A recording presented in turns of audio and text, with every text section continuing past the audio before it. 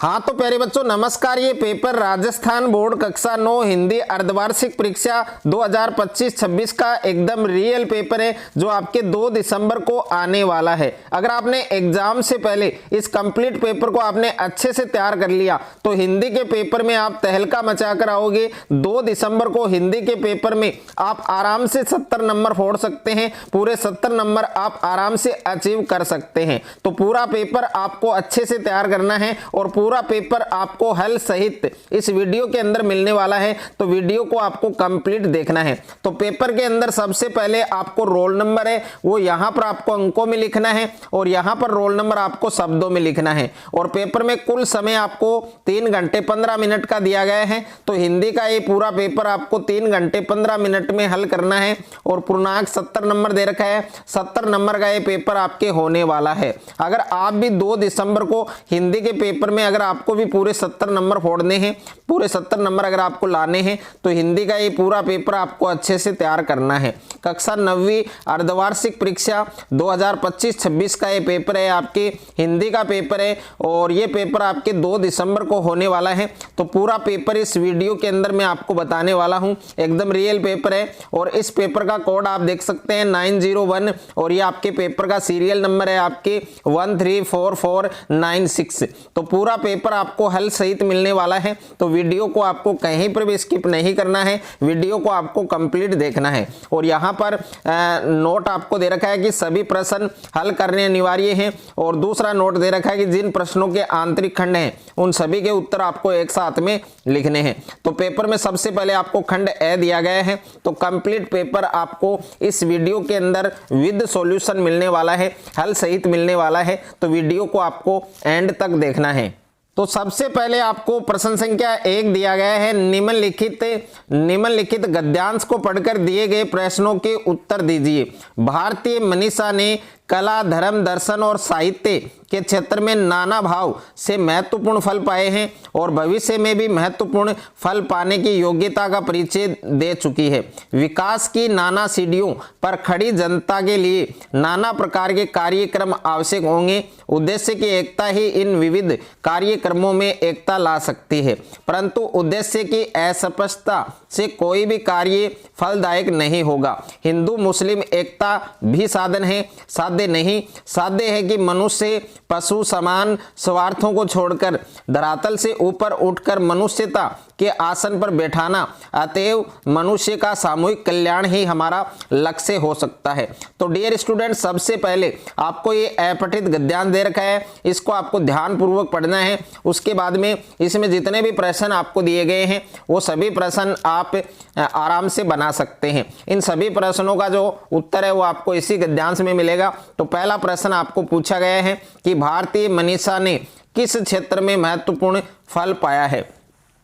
तो 4 ऑप्शन आपको दे रखे हैं, अन्याय है, विरोध है, दर्शन है और ब विकल्प में आपको दे रखा है साहित्य, कला, धर्म। स ऑप्शन में दे रखा है न्याय, अधर्म और सामान्यता और द ऑप्शन में है सभ्यता, कला और न्याय। तो इसका सही उत्तर क्या होगा, आपके ब वाला ऑप्शन होगा। यानी भारतीय मनीषा ने कौन से क्षेत्र में महत्वपूर्ण फल पाया है, जिसमें साहित्य है, कला है, धर्म है। उसके बाद में नेक्स्ट है अगला प्रश्न आपको दे रखा है, यहाँ पर सेकंड प्रश्न है आपकी कि भविष्य में महत्वपूर्ण फल पाने की योग्यता कौन दे चुकी है। तो ए ऑप्शन में आपको दे रखा है मनुष्यता, ब ऑप्शन में है आपके साहित्य, स ऑप्शन में है भारतीय मनीषा और द ऑप्शन में है आपके सामाजिकता। तो इसका सही उत्तर क्या होगा, आपके स ऑप्शन होगा, भारतीय मनीषा। उसके बाद में अगला प्रश्न है आपके तीसरा प्रश्न आपको दे रखा है कि लेखक ने हिंदू मुस्लिम एकता को क्या माना है। तो लेखक ने हिंदू मुस्लिम एकता को क्या माना है।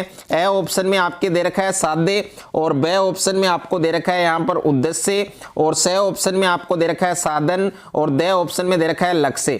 तो लेखक ने हिंदू मुस्लिम एकता को क्या माना है, साधन माना है। तो इसका सही उत्तर क्या होगा, आपके ऑप्शन नंबर स होगा। उसके बाद में 4 नंबर प्रश्न है कि मनुष्यता को निहित माना है। तो मनुष्यता को निहित माना है। ए ऑप्शन में स्वार्थ में, बे ऑप्शन में है आपके दकिया नुसी सोच में, स ऑप्शन में है सामूहिक कल्याण में और द ऑप्शन है उपरोक्त में से कोई नहीं। तो इसका सही उत्तर क्या होगा? आपके ऑप्शन नंबर स होगा, सामूहिक कल्याण में। उसके बाद में देखिए अगला प्रश्न दे रखा है, यहाँ पर दूसरा प्रश्न है आपके कि निम्नलिखित पद्यांश को पढ़कर दिए गए प्रश्नों के उत्तर दीजिए। तो यहाँ पर कुछ भी बन, बस कायर मत बन, ठोकर मार पटक मत माथा, तेरी राह रोकते पाहन।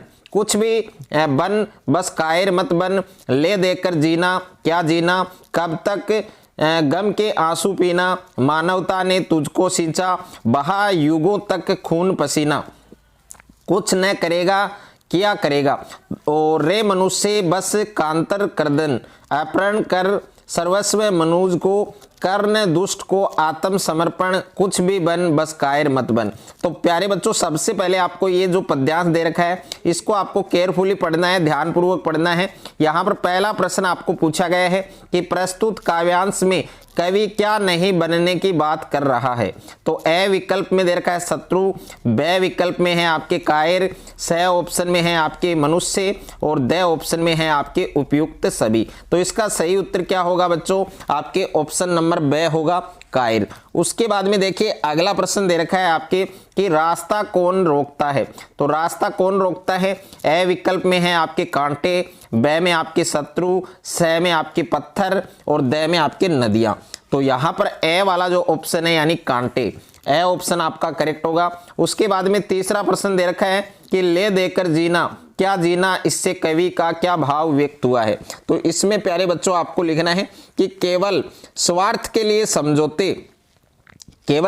के लिए समझौते या हार मानकर जीना जीवन नहीं है, बल्कि सच्चा जीवन वह है जो दूसरों के लिए जिया जाए। ये बातें आपको इसमें लिखनी है।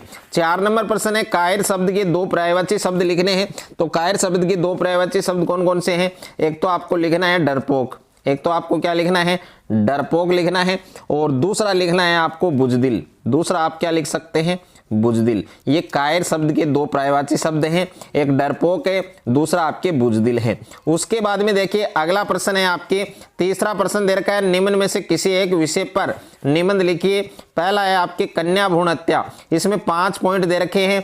प्रस्तावना है, कन्या भ्रूण हत्या के कारण है, कन्या भ्रूण हत्या के परिणाम हैं, रोकने के उपाय हैं, उपसंहार हैं। उसके बाद में देखिए दूसरा है राजस्थान में बाढ़ एक समस्या, और तीसरा है आपकी बढ़ती महंगाई एक विकराल समस्या। तो 3 निबंध दिए गए हैं, इन 3 में से एक निबंध आपको अच्छे से तैयार करना है, अच्छे से आपको याद करना है। उसके बाद में देखिए 4 नंबर प्रश्न है कि स्वयं को महेश मानते हुए अपने प्रधानाचार्य जी को शैक्षिक भ्रमण पर ले जाने हेतु एक प्रार्थना पत्र आपको लिखना है। और इसके अथवा में प्रश्न है कि स्वयं को राजकीय उच्च माध्यमिक विद्यालय बापूनगर जयपुर का छात्र अमित मानते हुए अपने प्रधानाचार्य जी को विद्यालय में बंद सह शैक्षिक गतिविधियों को सुचारू रूप से संचालित करने की व्यवस्था के क्रम में आपको एक प्रार्थना पत्र लिखना है। उसके बाद में देखिए अगला प्रश्न है आपके 5वां प्रश्न दे रखा है निम्न प्रश्नों के उत्तर दीजिए। और ये सभी प्रश्न क्या है? आपके अति लघुतरात्मक प्रश्न है, और प्रत्येक प्रश्न है वो आपके 1 नंबर का है। तो यहाँ पर पहला प्रश्न पूछा गया है कि नाना साहब की पुत्री का नाम क्या था। तो नाना साहब की जो पुत्री थी उसका क्या नाम था? मैना देवी था। क्या नाम था? मैना देवी। ये आपको याद रखना है, मैना देवी। उसके बाद में देखिए अगला प्रश्न है आपके दूसरा प्रश्न आपको दे रखा है यहाँ पर कि जानवरों में सबसे ज्यादा बुद्धिहीन किसे समझा जाता है। तो जानवरों में सबसे ज्यादा बुद्धिहीन किसे समझा जाता है? गधे को माना जाता है। तो इसमें आपका आंसर है गधा आएगा। तीसरा है आपके सांवले सपनों की याद शीर्षक पाठ के लेखक कौन है? तो इसके लेखक हैं बच्चों आपके जाबिर हुसैन। कौन है? जाबिर हुसैन। तो इसमें आपको लिखना है जाबिर हुसैन, आपको लिखना है। क्या लिखना है बच्चों? जाबिर हुसैन। उसके बाद में देखिए 4 नंबर प्रश्न है कि कबीरदास का जन्म कब हुआ था। तो कबीरदास जी हैं, उनका जन्म कब हुआ था? 1398 ईस्वी में। 1398 ईस्वी में, ये आपको याद रखना है। और 4 यहाँ पर 5 नंबर प्रश्न है कैदी और कोकिला कविता के माध्यम से कवि ने वर्णन किया है। तो कवि ने क्या वर्णन किया है वो लिख सकते हैं आप। मैं बता रहा हूं आपको इसका उत्तर कि ब्रिटिश शासन में भारतीय स्वतंत्रता सेनानियों पर हो रहे अत्याचारों और जेल में उनकी यातनाओं का वर्णन किया है। ब्रिटिश शासन में भारतीय स्वतंत्रता सेनानियों पर हो रहे अत्याचारों और जेल में उनकी यातनाओं का वर्णन किया गया है। छठा प्रश्न है कि आम तरू की डालियां किससे लद गई थी? तो इसका उत्तर होगा चांदी और सोने की मंजरियों से, चांदी और सोने की मंजरियों से। सातवां प्रश्न है केदी और कोकिला पाठ किसके योगदान को दर्शाता है? तो इसका उत्तर होगा भारतीय स्वतंत्रता सेनानियों के संघर्ष और योगदान को, भारतीय स्वतंत्रता सेनानियों के संघर्ष और योगदान को दर्शाता है। आठवां प्रश्न है कि उपसर्ग लगाकर दो शब्द बनाइए। तो एक आप लिख सकते हैं उपकार, एक आप क्या लिख सकते हैं? उपकार लिख सकते हैं। दूसरा शब्द आप लिख सकते हैं उपयोग, दूसरा क्या लिख सकते हैं? उपयोग। इसके अलावा भी अन्य बहुत सारे वाक्य आप बना सकते हैं। और 9 नंबर है आपके एक प्रत्यय से दो शब्द बनाने हैं। तो एक तो है आपके धार्मिक, एक तो है आपके धार्मिक और एक है आपके दैनिक, और भी बहुत सारे बना सकते हैं, साप्ताहिक है, लौकिक है। उसके बाद में देखिए क्वेश्चन नंबर 10 है दाल बाटी और राजकुमार शब्दों के समास विग्रह कीजिए और समास का नाम बताइए। तो सबसे पहले दाल बाटी का समास विग्रह क्या होगा? दाल और बाटी। क्या होगा बच्चों? आपके दाल और बाटी, दाल और बाटी। और इसमें कौन सा समास होगा? इसमें आपके द्वंद्व समास होगा। इसमें कौन सा समास होगा? आपके द्वंद्व। उसके बाद में दूसरा है राजकुमार। तो राजकुमार का जो समास विग्रह वो क्या होगा? राजा का कुमार। क्या होगा? राजा का कुमार। और इसमें कौन सा समास होगा? आपके तत्पुरुष समास होगा। कौन सा होगा?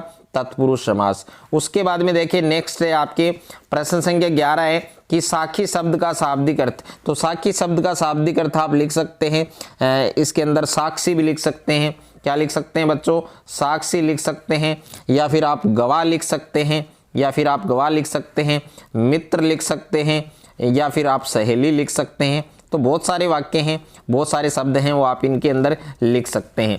उसके बाद में देखिए 12वां प्रश्न है आपके दो बैलों की कथा में दोनों बैलों के नाम क्या थे?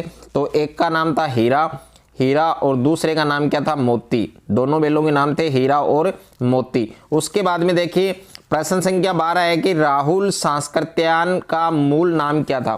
तो राहुल सांस्कृत्यायन का मूल नाम क्या था? केदार पांडे। क्या था बच्चों? केदार पांडे। ये नाम आपको याद रखना है, केदार पांडे। यहाँ पर केदार पांडे आएगा। उसके बाद में नेक्स्ट है आपके प्रश्न संख्या 14 है आपके कालिंदी कुल कदम की डारन। इसमें कौन सा अलंकार है? तो इसमें आएगा आपके अनुप्रास। क्या आएगा बच्चों? अनुप्रास। तो इसमें आपको अनुप्रास लिखना है। उसके बाद में देखिए नेक्स्ट है आपके छठा प्रश्न दे रखा है, इसमें आपको रिक्त स्थानों की पूर्ति करनी है। पहला है सलीम अली कौन थे? तो सलीम अली है वो एक भारतीय पक्षी विज्ञानी थे जिसको बर्डमैन के नाम से भी जाना जाता है, और वो प्रकृतिवादी थे। तो इसमें आप लिख सकते हैं, देखिए इसमें 3 उत्तर लिख सकते हैं। एक तो भारतीय पक्षी विज्ञानी लिख सकते हैं, एक आप बर्डमैन लिख सकते हैं, एक आप क्या लिख सकते हैं? बर्ड मैन, ये भी आप लिख सकते हैं, और एक आप लिख सकते हैं प्रकृतिवादी, ये भी आप लिख सकते हैं। उसके बाद में देखिए दूसरा प्रश्न है लहासा की और विद्या की रचना है। तो इसमें आएगा आपके यात्रा वृत्तांत। क्या आएगा बच्चों? यात्रा वृत्तांत। ये आपको इसमें नाम लिखना है, यात्रा वृत्तांत। उसके बाद में देखिए तीसरा है शब्द के अंत में लगकर अर्थ में परिवर्तन कर देते हैं कौन? प्रत्यय। तो इस रिक्त स्थान में आपको प्रत्यय लिखना है। उसके बाद में देखिए 4 नंबर है रसखान काव्य धारा के कवि हैं। तो इसमें आएगा आपके कृष्ण। क्या आएगा बच्चों? कृष्ण आएगा। उसके बाद में नेक्स्ट है आपके कवि ने ब्रिटिश राज का गहना कहा है। तो ये किसको कहा गया है? हथकड़ियों को। तो इसमें आएगा हथकड़ियों, ये नाम आपको लिखना है हथकड़ियों। ओके, हथकड़ियों को। उसके बाद में देखिए नेक्स्ट है गेरुआ जहाग फैन से भरे पानी की कहा है। तो इसमें आएगा मृत्यु का तरल दूध को कहा है, दूध को कहा है, ये आएगा इसमें। उसके बाद में देखिए नेक्स्ट है आपके 7वां प्रश्न है, निम्न प्रश्नों के उत्तर दीजिए। उत्तर शब्द सीमा 40, यानी 40 शब्द में उत्तर देने हैं। छोटी बच्ची को बैलों के प्रति प्रेम क्यों उमड़ाया, यह आपको बताना है। और उसके बाद में दूसरा प्रश्न है कि उस समय के तिब्बत में हथियार का कानून न रहने के कारण यात्रियों को किस प्रकार का भय बना रहता था। और तीसरा प्रश्न है, तुम पर्दे का महत्व नहीं जानते, हम पर्दे पर कुर्बान हो रहे हैं। पंक्ति में निहित व्यंग्य को आपको स्पष्ट करना है। 4 नंबर प्रश्न है, चौथे सवैये के अनुसार गोपियां अपने आप को विवश क्यों पाती हैं। 5वां प्रश्न है, किस शासन की तुलना तम के प्रभाव से की गई है और क्यों की गई है। 6ठा प्रश्न है, कवि ने गांव को हरता जन मन क्यों कहा है। और 7वां प्रश्न है, अलसी के मनोभावों का वर्णन आपको करना है। उसके बाद में देखिए 8वां प्रश्न है, निम्न प्रश्नों के उत्तर दीजिए। इसमें पहला है, प्रेमचंद अथवा कबीरदास का व्यक्तित्व और कर्तृत्व है, वो आपको लिखना है।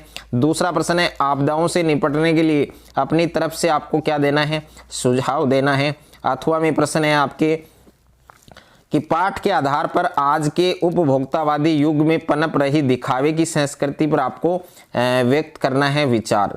9वां प्रश्न दे रखा है बच्चों, निम्न गद्यांश की सप्रसंग व्याख्या कीजिए। तो प्यारे बच्चों ये आपके पद्यांश है, यहाँ पर गलती से लिखा गया है गद्यांश। छोटे से जीवन की कैसे बड़ी कथाएं आज कहूँ, क्या यह अच्छा नहीं है कि औरों की सुनता में मौन रहूं। सुनकर क्या तुम भला करोगे मेरी भोली आत्मकथा, अभी समय भी नहीं थकी सोई है मेरी मौन व्यथा। तो ये पद्यांश दे रखा है, इसकी आपको व्याख्या करनी है। इसके अथवा में दे रखा है, अगर अथवा वाले की करना चाहते हैं व्याख्या तो अथवा वाला की कर सकते हैं आप, दोनों में से एक की व्याख्या आपको करनी है। प्रश्न संख्या 10 है आपके, निम्नलिखित गद्यांश की सप्रसंग व्याख्या कीजिए। तो ये गद्यांश है आपके, गांधी जी ने कहा था कि हम स्वस्थ सांस्कृतिक प्रभावों के लिए अपने दरवाजे खिड़की खुले रखें पर अपनी बुनियादी पर कायम रहें। उपभोक्ता संस्कृति हमारी सामाजिक नींव हिला रही है और यह एक बड़ा खतरा है, भविष्य के लिए एक बड़ी चुनौती है। और इसके अथवा में भी दे रखा है, तो दोनों में से एक गद्यांश की आपको सप्रसंग व्याख्या करनी है। तो 2 दिसंबर हिंदी का ये पूरा पेपर मैंने इस वीडियो के अंदर आपको हल सहित बताया है। पूरा पेपर आपको अच्छे से तैयार करना है।